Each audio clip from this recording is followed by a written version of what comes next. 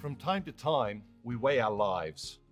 Sometimes we're satisfied with what we discover, and sometimes we're disappointed, and sometimes we're concerned. But it's good to take measure of our lives from time to time. It ensures that we're using our one short life in a way that is worthy of the gift. There are so many ways to measure our lives. We talk a lot about success, but everyone has a different definition. We talk about the importance of family and relationships, but how does one measure these?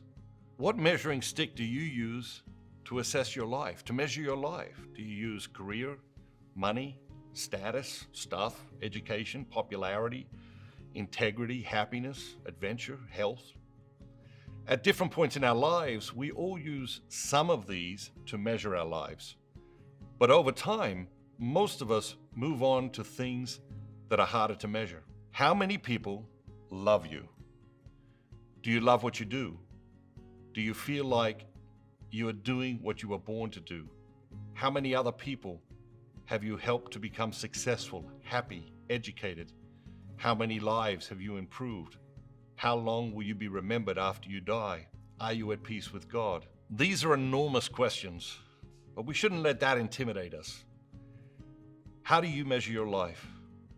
What do you look for when deciding if you're on the right path? How do you judge your progress? One of the most famous alumni from my high school is Thomas Keneally, the author of Schindler's Ark, which was later made into the epic movie Schindler's List. He spoke at my graduation and told the story of how he came to write the book.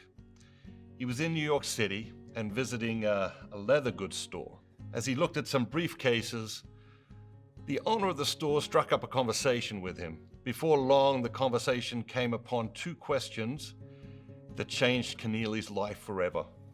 The first question, "What do you do?" the store owner asked him. "I'm a writer," Keneally responded. The second question, "What are you writing?" Keneally responded, "Well, to be honest, I'm struggling right now. I'm not sure what I'm going to write next." The owner of the store put the briefcase he was holding back on the shelf and straightened up, looked deep into Keneally's eyes and said, "Come back here tomorrow morning and I will tell you a story." The next morning, Keneally returned to the store and for the rest of the day listened to the most captivating true story. The owner of that store was Poldek Pfefferberg, a Holocaust survivor thanks to Oskar Schindler. Pfefferberg was in possession of the original list along with a vast collection of files and documents relating to Oskar Schindler. It's one of those moments that puts a chill up my spine every time I think about it. A moment that was dripping with destiny. All Thomas Keneally did was walk into a leather goods store with a case of writer's block. The book went on to become the defining work of Keneally's life. And together with Steven Spielberg's movie adaptation, it raised awareness of the Holocaust among younger generations. 20 years later, I was walking along the beach in Sydney, and glancing ahead, I saw Thomas Keneally walking toward me. We spoke for a few minutes, and I asked him how the extensive research he did for the book had affected him. He shared with me his experience of meeting people who had been taken in by strangers and hidden from the Nazis. Their stories were chilling.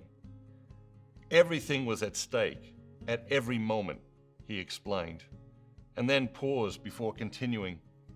"I still wake up some nights, short of breath and sweating. In the dream, someone was hiding me. We had been discovered, and myself and the people who were hiding me were all about to be executed. That's when I wake up in the dream, at the same place, every time." There was something about the way he described hiding and being hidden that got my mind turning. I started researching the different times in history people needed to be hidden from their persecutors. It has happened over and over throughout history. Innocent people, hidden, often by strangers, from the tyrannical and brutal adversary at great personal risk. The persecuted have always found a few brave men and women willing to hide them. Now, let me ask you a question. If you are in trouble, being hunted unjustly, how many people do you know who would risk their lives to hide you?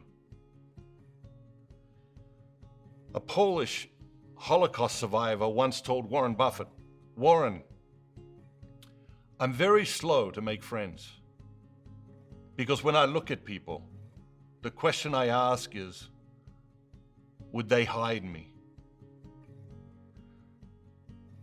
There is no perfect way to measure our lives, but these two questions add another layer that is worth considering. How many people would hide you? And how many people would you be willing to hide?